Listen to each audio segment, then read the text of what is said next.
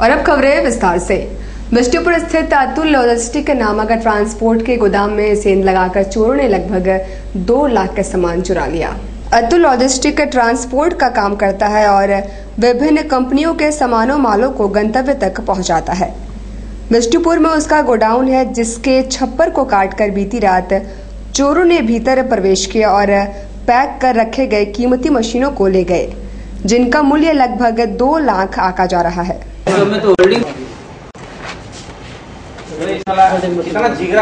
Metal का भी माल गया है, बोलिए। डाई होता है, प्लास्टिक डाई होता है, 6 पीस का पैकेट रहता है, एक पैकेट में 6 पीस रहता है, उसको लेकर चले गया। यही सब ले रखा और बाकी वेल्डिंग का बोर्ड वगैरह सब ले गया है, कुछ कैश ले गया है। समथिंग तो जो यहाँ रखते हैं कैश कितना रखे थे, हिसाब तो हुआ नहीं, हिसाब हुआ नहीं, किया नहीं है हिसाब का। तो खुलते साथ पैसे हम लोग खोले थे, देख रहा है माल गायब तो बोले थाना वाला बोला अभी थाने में है वो, अभी फोन किए। कैश कितना था? और वही बता पाएंगे, कैश तो वही डील करते हैं ना, थाने में है। 4-5 हजार रुपया था, ज्यादा नहीं। लास्ट बचते रहता ना, बाकी दिन भर जितना होता सब लगभग क्या अंदाजा लगा कितना नुकसान हुआ? 2 के ऊपर होगा, 2 लाख ऊपर। ये क्या चीज का गोदाम? Cable, welding cable. नहीं, गोडाउन का चीज क्या बोलते हैं? सब चीज ट्रांसपोर्टिंग है, ट्रांसपोर्टिंग है। दिल्ली से, लुधियाना से, जालंधर से, सब जगह हर पार्ट्स मंगाते हैं हम लोग। पार्टी का माल रहता है, उसको डिलीवर करते हैं फिर उसके यहाँ। मानगो के रहने वाले युवक ने पिता के फटकार के बाद खुदकुशी का प्रयास किया। उसका इलाज एमजेम अस्पताल में चल रहा है। सोमनाथ बेरोजगार है। बुधवार की सुबह पिता से पैसे की मांग करने पर पिता ने उसे फटकार लगाई और बस्ती के अन्य युवकों की तरह खुद कमाने को कहा, जिससे तैश में आकर उसने कमरे में फांसी लगा लिया, पर रस्सी के टूट जाने से उसकी जान बच गई। ये 2 रोज पहले शिवरात्रि किया था, उधर से आने के बाद सुबह का मामला है। थोड़ा हम लोग इसको काम करने के लिए थोड़ा सा हम लोग बोलते हैं, इतना जवान आदमी है, बेरोजगारी घूम गया, कोई चीज़ हम लोग थोड़ा सा बोलते हैं। पैसा ऊपर से मांगता है तो हम लोग देता नहीं, इससे प्रेशर है। कब लगाया था? करीब 9-9 के लगभग। आज हम दरवाजा खोल के इसको तो मेरे एक काम के लिए डांटे थे। काम के लिए थोड़ा बराबर हम लोग बोलते रहते हैं इसको कि आसपास का लड़का लोग अपना काम करता है, खाली घूमते हो, पैसा मांगते हैं, इसी तरह का बात। तो आज सवेरे क्या हुआ था? आज सवेरे हम तो देखे नहीं, रस्सी पकड़ के घुसा तो हम लोग इसी में थोड़ा सा तो बना दिया। तब तक हम लोग जो है ना दरवाजा तोड़ते थोड़ा सा टाइम हो गया, हम लोग देख रहे हैं रस्सी से रस्सी जो है टूट गई। टाटा वर्कर्स यूनियन के पूर्व अध्यक्ष रघुनाथ पांडे ने कहा, चुनाव कंपनी परिसर में ही हो तो बेहतर होगा। उन्होंने पर्सनल नंबर के आधार पर वोटिंग पर आपत्ति जताई है।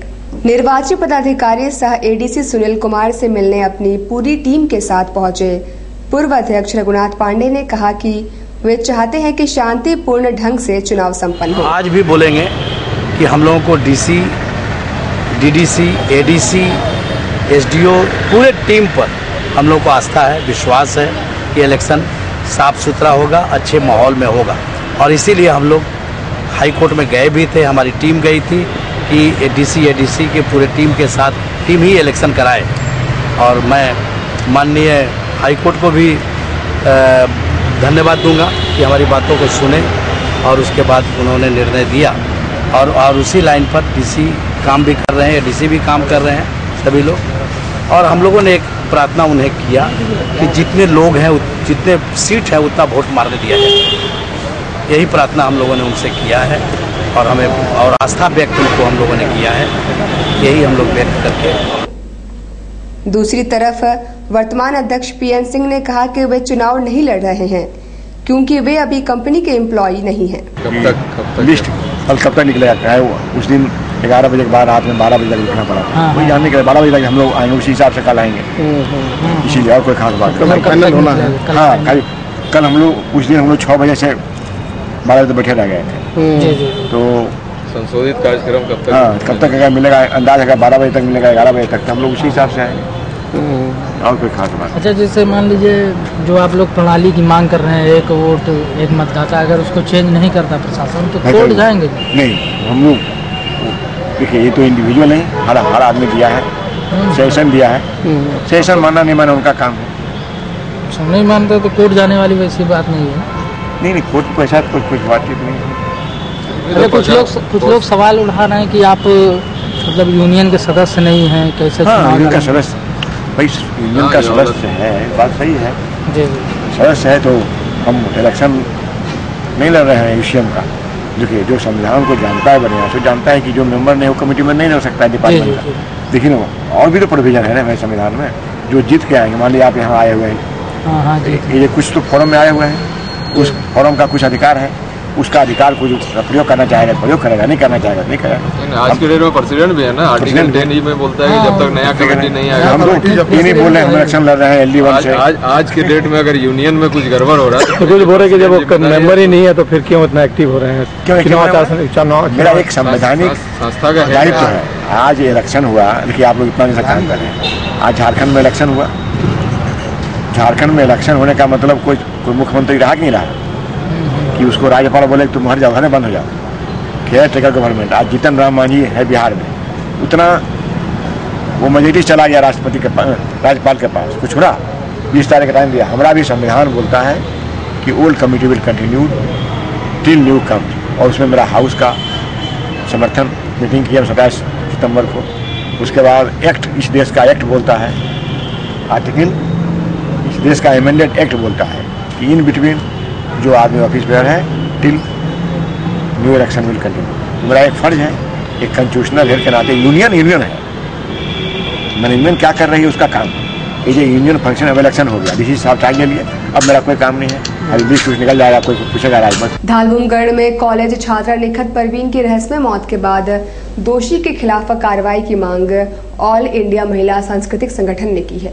ऑल इंडिया महिला सांस्कृतिक संगठन के बैनर पर एसपी के पास पहुंचे धालबुमगढ़ के आई महिलाओं ने निखत परवीन की मौत की जांच में हो रही विलंब पर चिंता जताई है। गत वर्ष 17 सितंबर को अपने आवास से लापता होने के 2 दिनों बाद एक कुएं से उसका शव बरामद हुआ था। फॉरेंसिक जांच में इतना विलंब पर संगठन ने प्रश्न चिन्ह लगाया है। धालबुमगढ़ का एक केस के फैसला के लिए हम लोग एसपी के पास आए हैं। माने निखत परवीन नाम की एक छात्रा जो 17 सितंबर को धालबुमगढ़ में उसका मतलब डेड बॉडी मिला था। माने 3 दिन लापता थी, उसके बाद बगल में ही एक कुआं से उसका डेड बॉडी मिला। तो वो उसका पिताजी ने वो FIR किए थे धालबुमगढ़ थाना में कि मेरा बेटी का एक युवा के साथ उसका संबंध था और उसका बॉक्स में लड़का का फ़ोन नंबर था। और जिस दिन से 2 दिन के बाद 3 दिन के बाद उनका डेड बॉडी वो मोहल्ला का ही एक कुआं से बरामद हुआ था। लेकिन वो जो FIR किए थे उसके पिताजी कि दूसरा दिन से ही जब से डेड बॉडी मिला उसका पहले मैंने रात से ही वो लड़का को नहीं मिल रहा। तो लेकिन थाना वाले कुछ भी किए नहीं। हमारी महिला सांस्कृतिक संगठन की ओर से हम लोग बहुत बड़ा एक प्रदर्शन ब्लॉक में और थाना में किए थे और हम डिमांड किए थे कि अविलंब जो एक्यूज्ड है उसको पकड़ा जाए। और कैसे ही एक लड़के का ऐसा इस तरह का मौत हुआ। हत्या का मामला मैंने सोच रहे हैं, हत्या हुआ ऐसा कर रहे हैं। हाँ, उनका पिताजी FIR किए हैं कि जरूर उसका हत्या हुआ और उनका शक है कि थाने वाले भी बोले हैं बड़ा बाबू की क्या मांग कर रहे हैं आप लोग? हो सकता है कि रेप करके उसका हत्या हुआ। आप क्या मांग कर रहे हैं? तो वो लोग बोले कि उनका जांच करने के लिए हम लोग कि अविलंब इस केस का माने जांच किया जाए और इसका निर्णय किया जाए कि कौन एक्यूज है, किस कारण से ये लड़के का मौत हुआ। कामरेड गोविंद पी पंसारे को गोली मारने की घटना से खफा CPI कार्यकर्ताओं ने साक्षी में महाराष्ट्र सरकार का पुतला फूका। पंसारे को सुबह मॉर्निंग वॉक के वक्त हमलावरों ने गोली मार दी थी।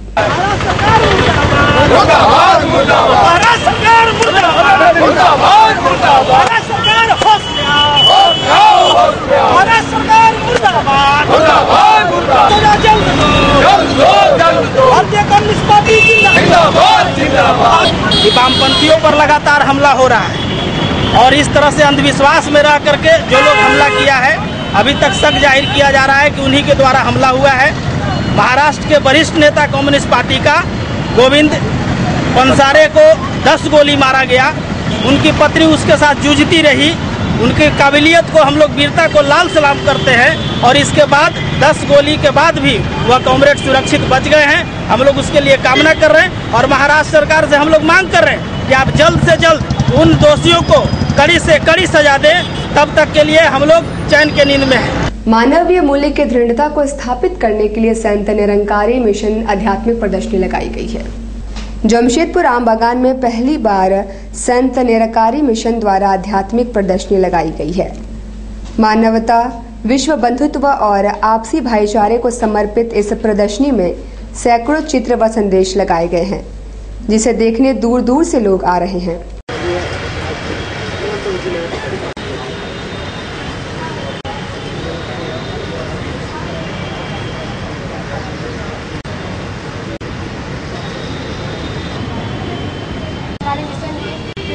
विभिन्न पत्रिकाएं हैं, चाहे वो गीत का माध्यम हो, कविता का माध्यम हो, आप देख सकते हैं सभी बुक्स आपको प्रकाशन में अवेलेबल मिलेंगी। ये जिस प्रकार से आप देख सकते हैं, ये शादी का दृश्य देख रहे हैं।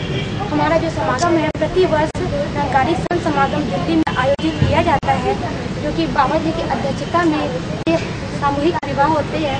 जिस प्रकार से हम देख रहे हैं, अभी इतनी सारी शादियाँ हो रही है, लेकिन फिजूल खर्ची में लोग दिखावे में फिजूल खर्च करते हैं, लेकिन कर्ज में डूब जाते हैं। तो बाबा जी ने आज सादा शादी को विशेष ध्यान दिया है, और जो एक्स्ट्रा खर्च हो रहे हैं। हमारा मिशन आज किन किन देशों में और किन किन कार्यों में संलिप्त है, वो हम फोटो के द्वारा आपको दिखा रहे हैं। आज हमारा मिशन निरंकारी मिशन वर्ल्ड का सबसे बड़ा ब्लड डोनर, भारत ही नहीं पूरे दुनिया का। प्लस किसी भी तरह की राष्ट्रीय आपदा हो, दैविक आपदा हो, उसमें सब हम लोग बढ़ चढ़कर हिस्सा लेते हैं। ये हमारे गाइड आपको बता दिया करेंगे, आप जिस चित्र के बारे में पूछना चाहें। प्लस आध्यात्मिक शांति। दूसरी ओर बुधवार को संत निरंकारी मिशन द्वारा आम बागान से जुबली पार्क तक एक रैली भी निकाली गई, जिसमें बड़ी संख्या में युवाओं ने भाग लिया। हम देख सकते हैं पीछे किस प्रकार से परस्पर एक दूसरे के साथ कदम से कदम ताल मिलाए हुए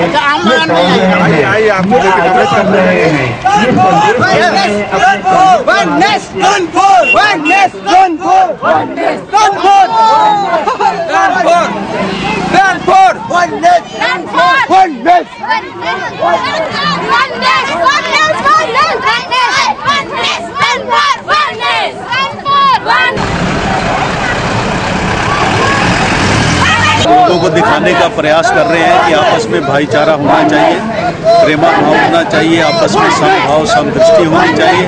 जब तक हम इकट्ठे नहीं होंगे, एक रूप में नहीं होंगे, तब तक समाज देश आगे नहीं बढ़ सकता है। एक रूपता पैदा करने के लिए, समानता पैदा करने के लिए, एकत्व पैदा करने के लिए, हार्मनी पैदा करने के लिए आज ये 300-400 लोग खुले बाजारों के अंदर भोड़ लगाकर लोगों को आकर्षित प्रभावित करने का प्रयास कर रहे हैं। और दूसरी ओर सुंदरनगर चेशायर होम के मानसिक रूप से कमजोर बच्चों को प्रदर्शनी देखने लाया गया। आगे आइए। भारत में बाबा बुद्धा जी का शरीर त्यागने से